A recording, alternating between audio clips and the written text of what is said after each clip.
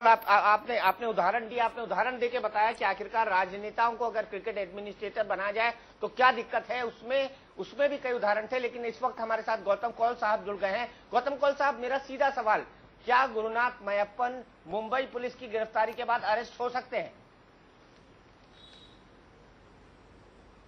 अभी इस वक्त जो जानकारी मुझे मिली है वो ये है कि शायद जो सस्पेक्ट हैं वो अभी डिटेंशन में हैं और पूछताछ अगर कंप्लीट हो जाती है और ये पता चलता है कि सबूत जो हैं उनके खिलाफ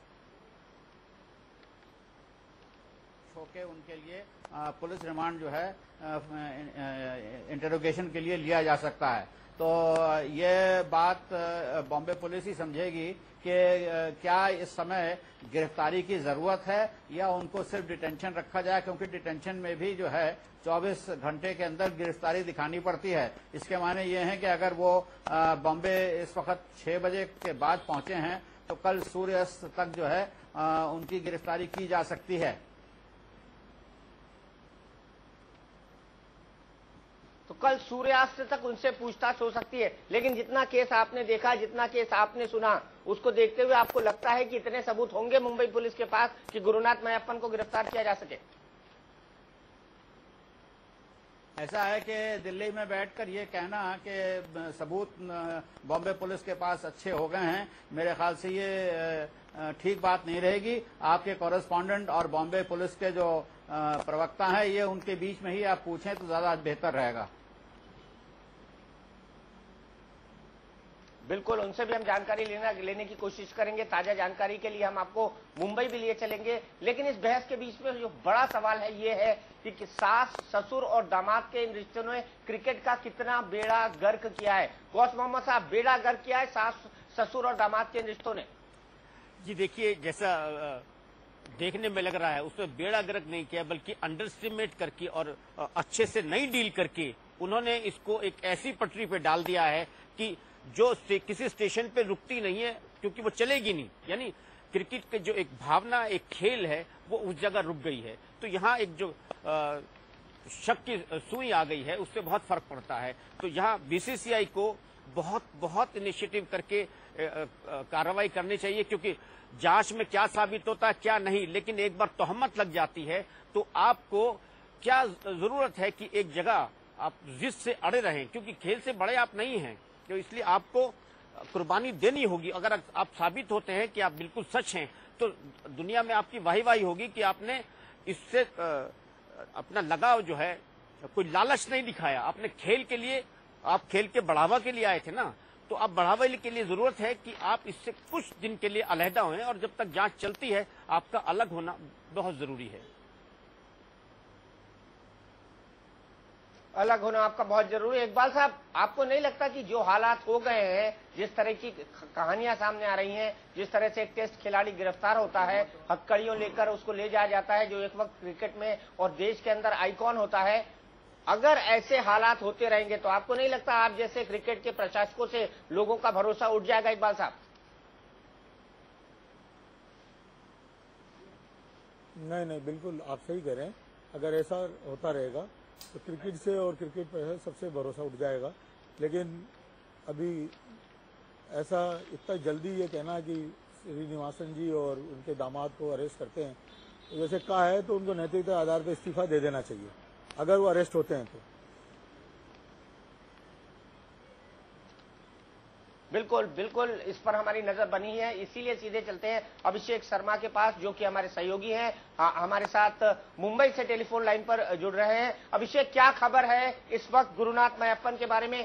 क्या है, क्या उनको हिरासत में लिया गया है, नहीं लिया गया है? वो क्राइम ब्रांच के दफ्तर से कितनी दूर है अभी? देखिए, क्राइम ब्रांच अभी तक नहीं पहुंचे हैं। क्राइम ब्रांच की पूरी टीम एयरपोर्ट पर मौजूद है और किसी भी वक्त उनके साथ उन्हें ले जाकर पूछताछ कर सकती है। देखिए, जानकारी लगातार यह मिल रही है कि जब भी उनके क्राइम ब्रांच के हाथ में आएंगे उनसे बकायदा पूछताछ की जाएगी और उसी पूछताछ के दौरान उन्हें गिरफ्तार कर लिया जाएगा, जो जानकारी क्राइम ब्रांच की सूत्रों द्वारा लगातार हमें मिल पा रही है। लेकिन अभी क्राइम ब्रांच से हमने पूछताछ शुरू नहीं की, क्योंकि जानकारी जो मिल रही एयरपोर्ट के अंदर ही है और किसी भी वक्त वो बाहर निकलेंगे और सीधे क्राइम ब्रांच का जो मुख्यालय है, जो क्राफ्टर मार्केट के पास पड़ता है, वहां पहुंचेंगे। और उसके बाद हिमांशु राय, जो क्राइम ब्रांच के मुखिया, खुद वहां पे मौजूद है और तमाम अधिकारी मौजूद है। उनसे पूछताछ के बकायदा एक लंबी लिस्ट तैयार की गई है, लंबे सवालों की एक फहरिस्त तैयार की गई है, उसमें पूछताछ होगी। और इस बात का पुख्ता जानकारी लगातार मिलने लगी है क्राइम ब्रांच सूत्रों द्वारा कि जब भी उनसे पूछताछ शुरू होगी, पूछताछ के दौरान बिंदु तारा सिंह को उनके सामने बैठाया जाएगा, पूछताछ की जाएगी, उनके गिरफ्तार करने की प्रक्रिया अभी कह सकते हैं शुरू हो चुकी है। हालांकि जो जानकारी है सूत्रों द्वारा लगातार मिल पा रही है। जी बिल्कुल, तो गुरुनाथ मय्यप्पन के साथ पूछताछ की तैयारी है। किसी भी वक्त क्राइम ब्रांच की टीम गुरुनाथ मय्यप्पन से पूछताछ शुरू कर सकती है। सीधे चलते हैं गौतम कौल साहब के पास। गौतम कौल साहब, नए कानूनों की जिस तरह से बात की जा रही है, आज कानून मंत्री से आईपीएल के कमिश्नर और बीसीसीआई की अनुशासन समिति और लीगल समिति के प्रमुख अरुण जेटली जी भी मिले।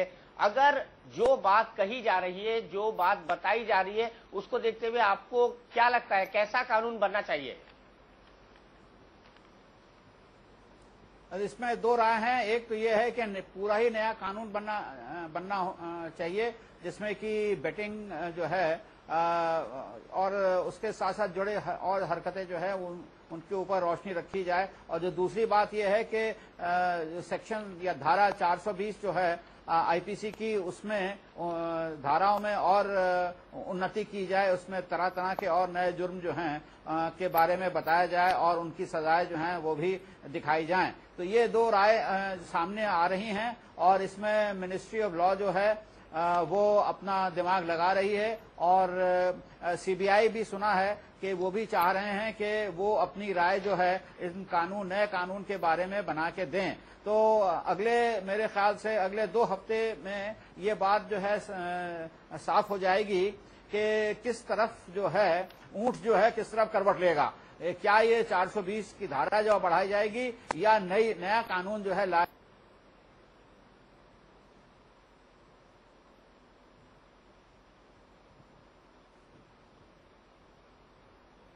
लगता है गौतम कौल साहब के साथ हमारा संपर्क नहीं हो पा रहा है, तकनीकी समस्या है। चलते चलते आखिरी कमेंट लेते हैं महासचिव आरसीए इकबाल साहब से। इकबाल साहब, आपको नहीं लगता कि अगर गुरुनाथ मय्यप्पन की गिरफ्तारी होती है तब तो श्रीनिवासन साहब को पद छोड़ना ही छोड़ना पड़ेगा?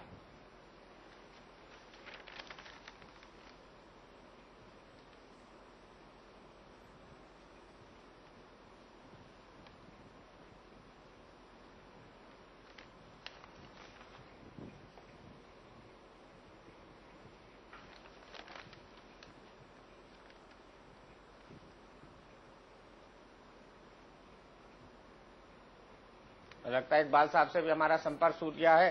गौस मोहम्मद साहब, आपसे मेरा आखिरी और कंक्लूडिंग सवाल, एक पत्रकार के तौर पर क्या 2 सिनेरियो जीतते हैं अगर गुरुनाथ मय्यप्पन गिरफ्तार होते हैं और अगर गुरुनाथ मय्यप्पन गिरफ्तार नहीं होते हैं ऐसी सूरतों में? देखिए, ऐसा है कि इस वक्त जहां पर वो पहुंच गए हैं वहां पर बीसीसीआई के चीफ को अपने आप को अलहदा कर लेना चाहिए क्रिकेट से और छोड़ देना चाहिए एडॉक कमेटी के ऊपर, क्योंकि ये जांच अब चलेगी और जांच अगर चल रही हो, वर्तमान अध्यक्ष का रहना जांच में मुश्किल होती है, हर एक कोई कहता है। और दूसरी बात ये कि एक रूल के लिए जैसे जेटली साहब और शुक्ला साहब गए थे कानून मंत्री साहब के पास, तो जब सरकार कहती है कि आप आरटीआई में आइए तो बीसीसीआई तक के लोग तब कहां चले जाते हैं। अब सरकार के पास कानून के लिए गए हैं तो ये बात समझ से परे है।